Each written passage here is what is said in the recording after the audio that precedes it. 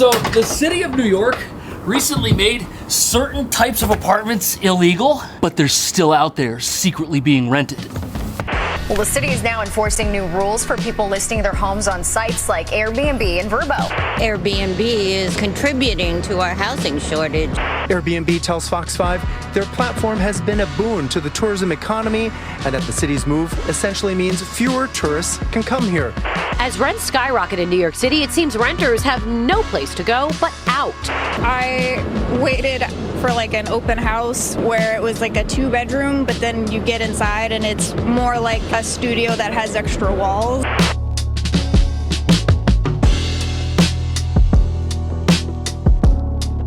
These are the keys to some interesting New York City apartments. And that's because back in September, New York City made short-term apartment rentals illegal. But the problem for the city is that short-term rentals make their owners so much money that certain hosts still want to operate them illegally. And that's exactly what is happening right here. Pure chaos, because these apartments are still out there. But the hosts of these places have had to go underground to market them because you can't put a short-term rental on a site like Airbnb anymore. You're gonna get caught.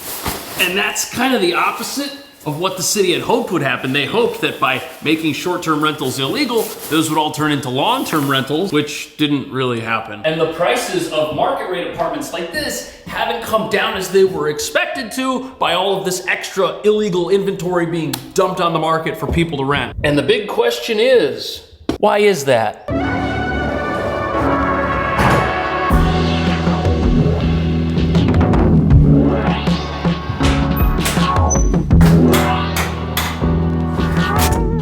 So this is a 2-bedroom apartment. It's got vented laundry in it, and it's $4,500 a month, but the prices on places like this were expected to come down more than they have because there were supposed to be more legal apartments for people to rent. Amber is one of countless New Yorkers who has experienced the pains of trying to rent an apartment in New York. I waited for like an open house one time where it was like a 2-bedroom, but then you get inside and it's more like a studio that has extra walls, and it was like $4,000. Okay, she's describing how bad the housing market in New York City is, and it's terrible. It's terribly competitive. In fact, the average rent for an apartment in New York hit $5,600 a month this past year. And experts are predicting that it could go even higher. And that's because demand for apartment rentals continues to increase even though the economy's not doing that great. And that's because New York City continues to be a top worldwide destination for skilled professionals. Tech, finance, skilled consultants. Professionals in those careers can make more here than anywhere else in the world. Which means there's quite a bit of demand to live in New York, and over the past 10 years, the population of New York grew by 800,000 people, but the city only added 200,000 new homes. We're not keeping pace. It's the main reason rents are staying up, and it's also the reason why illegal short-term rentals continue to be operated. It is what some are calling the most dramatic change to the housing market in New York City and will eliminate thousands of listings from short-term rental platforms. Officials expect a flood of units to return to the residential market and by increasing supply, hold, if not even reduce the cost of renting for some. So that's a great plan in theory, but that's not what's happened at all. In fact, the average price of an apartment has only changed by less than 2%. Look at that. It's not exactly progress. And proponents of the ban on short-term rentals figured that the ban would just eliminate that whole thing, but it hasn't done that. But in order to understand why short-term apartments are still being rented on secretive markets, it's important to first understand how people are getting around the bans that the city put in place. Now, when this ban on short-term rentals went into effect, it didn't completely outlaw the practice of renting them, but it did change the conditions for renting them out so that most of the apartments became illegal by default. And the main rule here is that the host of a short-term rental in New York City now has to reside in the unit the entire time it's being rented out for a period of less than 30 days. Which means in this here 2-bedroom apartment, one of these rooms could no longer be rented. Which means the best case scenario for a short-term rental like this is that somebody doesn't think it's weird that you're in the apartment with them and they're still willing to rent that room down the hall for half of what you used to get for the whole thing. At least in this place, they'd be pretty far away at the other end over there by the fireplace. But if that's the case, there's no way a place like this is gonna generate hotel room rents like it used to. And let's say that this wasn't a 2-bedroom. Let's pretend that this room's not here and it's just the kitchen area and the room at the other end. It would probably be pretty tough to convince somebody to rent a bedroom if you're sleeping over here in the living room. And if you were a short-term rental operator and you were making a killing on a place like this, you know that the demand is still there and you still have the apartment, so the temptation to do the wrong thing is pretty strong, especially if this was your job.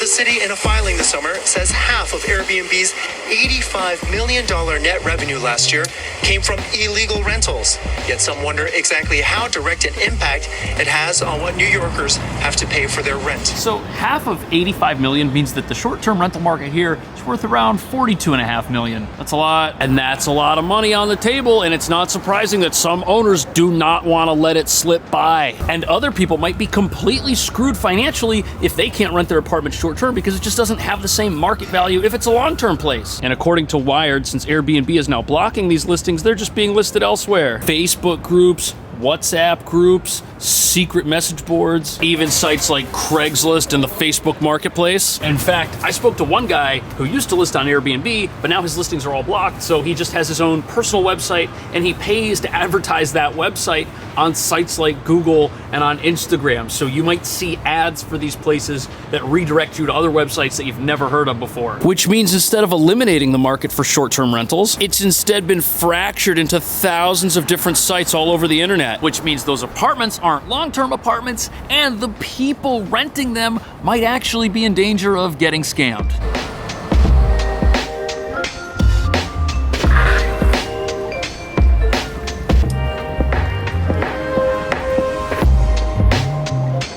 So there's several ways that this puts people in danger. And the first is that instead of having a legitimate place to go and look for this type of apartment, now you could be looking anywhere. There's so much information on Airbnb. Look, you can read reviews of the property before you stay there that are left by other users. It's also very easy to see what's included. And there's even a reassurance from Airbnb that they've verified who this person is. And it's easy to take stuff like this for granted, but if you're messaging a complete stranger over WhatsApp who may not even have a picture, all the information you get from them about themselves can only come from them. There's no way to verify anything until it's too late. If there are reviews for you to read, they're probably on their own personal website. We know how legit those are gonna be. And you don't have a clear readout of what the fees are, you're gonna probably be hit with surprises. Oh, what's that? You wanted there to be electricity? Oh, that's extra. I'm sorry, I forgot to tell you. Send me some more money right now, even though you're in the apartment, and I'll turn the power on. And if there's something wrong with your place, you probably paid in a non-refundable manner. It was probably Venmo or Zelle or something that's like you can't get it back, not like a credit card or a website that has some sort of buyer protection, which means you'll probably have to sue them in small claims court here in New York, which is not exactly the type of buyer protection most people who need a short-term apartment are thinking of. And these scams aren't even as bad as the next one, because these scenarios all envision that you paid money and got the keys to stay somewhere, even if it wasn't what you expected. But what if that doesn't happen?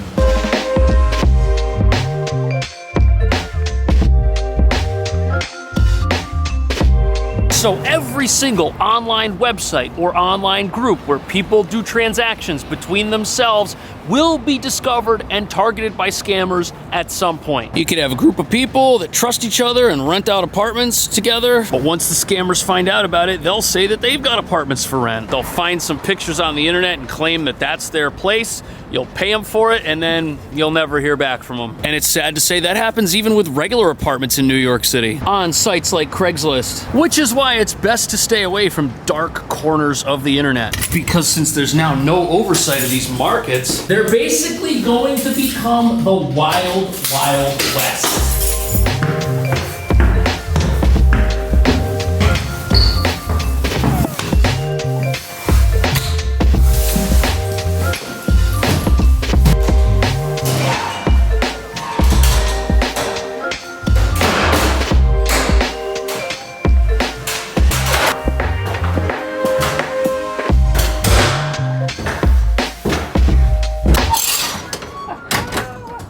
Speaking of the wild, wild west, that is the wildest view you are ever gonna get in New York City right there. For $43.95 a month, for a 2-bedroom with a very accessible roof deck if you're Spider-Man. Now, this apartment is very legal to rent, but it would be easy to say it had a roof deck and stack this up with furniture. I'm sure people inquire all the time on this place about how the roof deck works and are very confused because that's non-traditional. And if something like that happens during your booking on some weird website and you can't use something like this, you're gonna be out of luck. But because this apartment's being rented by an actual company, and because it's a long-term rental, they're pretty upfront with everything. They don't want you to rent this place and then move out because you were deceived. No, no, no. The way this closes, pull down the hatch and slam it and it stays shut. And then just pretend you're a fireman. I just don't know if you're gonna be able to get food up here and have Thanksgiving dinner on your roof. But because there's so much oversight for legitimate markets, a place like this, it's gonna be pretty hard to go wrong. Everything's gonna be up front. You're gonna know all the details, which is the complete opposite of looking at stuff like this on Craigslist, which might not even be real. I mean, the pictures are nice, but who's it listed by? Doesn't tell you. There's no phone number, just an email and like a wall of text in a very generic location. This is also listed as a 20-day apartment stay, which goes into next year when this ban is supposed to be in effect. So, I couldn't find this on Airbnb. But the other part of this that's pretty interesting is that the fines are like $5,000 a pop if you get caught renting out a short-term rental. And that is so much money that it doesn't even seem worth it, but people are still willing to do it and take the risk. And that is for 2 reasons. The first one's pretty predictable. That would be greed. People just want to make as much money as they can, no matter what the cost. But the other potential reason is a little bit murkier, and that is Airbnb was a legitimate business for many people. I know people that would rent an apartment at a very low price and then spend the time renting it out in addition to their day job to host on Airbnb to make an extra $20,000, $30,000 a year. But a way to make even more money is to go and buy the apartment instead of renting it out from somebody else. That way you own it, you can do whatever you want with it. But if you took out a mortgage on a place that only made sense if you were marketing it and using it as an Airbnb and now you can't, you might be in danger of foreclosing on your own place if you don't continue doing this even though it's not legal anymore. For example, you might already have a primary residence. In fact, you probably do if this was your job at one point. And since you don't need 2 primary residences, you're gonna have to offload some apartments. You've got too much apartment, not enough tenant, and as a market rate apartment, it's possible that this 2-bedroom might not service your mortgage. And unfortunately, a lot of people find themselves in situations like that where they're just unable to live in New York and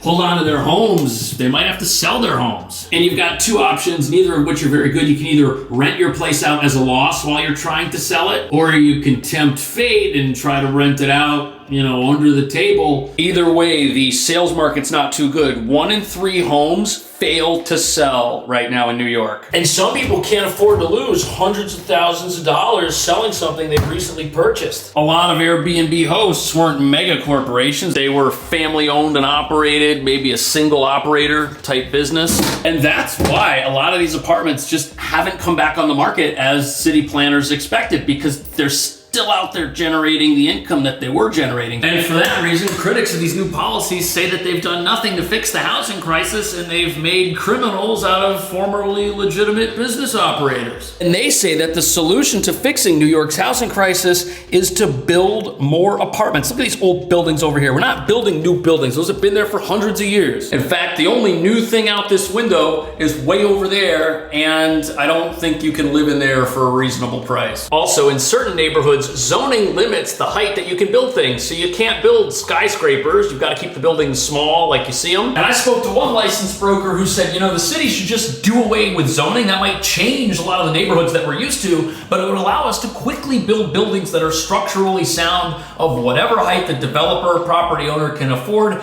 And that, which takes 2 years per building on average, would help New York get out of this situation where there aren't enough apartments for the people that want to live here. But what do you think the city should do to fix the housing crisis? Let me know. Thanks for watching. I'll see you in the next video.